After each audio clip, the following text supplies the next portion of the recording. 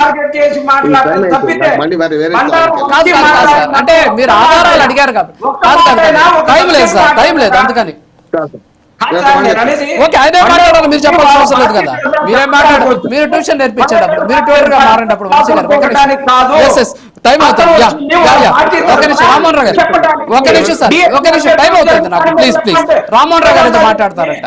Okay Chinnapa Reddy గారు, రేపు మీరు ఆధారాలతో వస్తున్నారు సార్, రేపు మీరు ఆధారాలతో వస్తున్నారు. టెట్రా అయినటువంటి పిఈటి పీడీలు మినహా మిగతా ఎవరు టెట్రాయకుండా ఉద్యోగం ఇచ్చినా సరే నేను డిబేట్లు మానేస్తున్నా, వంశీ గారు మానేస్తున్నారు. మీరంతా దయచేసి కఠినమైన నిర్ణయాలు తీసుకోవద్దు. ఒకవేళ మీ దగ్గర ఆధారం లేకపోతే మీరైతే డిబేట్ లో కంటిన్యూ అవ్వండి. మేము దగ్గర మేము ఈ డిబేట్ చూస్తూ కంటిన్యూ చేస్తాం. ఒక్క నిమిషం వద్దు సార్, సార్ అయిపోయింది ఈ టాపిక్ ఎండ్. చిన్నపరెడ్డి గారు ఈ టాపిక్ ఎండ్. రేపు టీటీ ఏదైతే పీఈటీ ఎవరికైతే టీచింగ్ సార్ ఒక్క నిమిషం వినండి సార్. అరే మీరు చేసిన ఛాలెంజ్ సార్, రేపు టెట్ కి క్వాలిఫై కాకుండా ఉద్యోగాలు ఇచ్చిన వాళ్ళు ఒక్కరిని చూపించండి.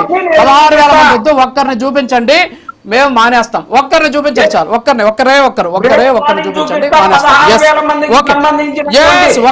Okay sir, okay done, okay మీ ఛాలెంజ్ తీసేసుకున్నా అయిపోయింది. ఇంకా రేపు మార్నింగ్ మాట్లాడదాం దీని మీద.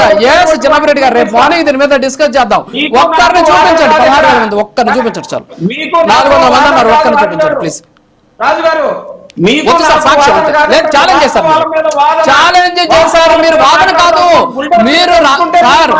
మీరు డిబేట్లు చేయడం మానేస్తారా అని మీరు నాకు ఛాలెంజ్ చేశారు. నేను ఆ ఛాలెంజ్ ని స్వీకరించా, వాదన కాదు. మీరు ఛాలెంజ్ చేశారు, నేను స్వీకరించా. వాస్తవాలు జనాలు తెలియాలి అంతే. నా ఉద్దేశం ఏంటి, నేను తప్పు చేస్తుంటే నేను శిక్ష అనుభవించాలి, లేదు మీది రైట్ అయితే మీరు హ్యాపీగా జనాలకు నిజాలు చెప్పండి. ఎస్ ఒక్క నిమిషం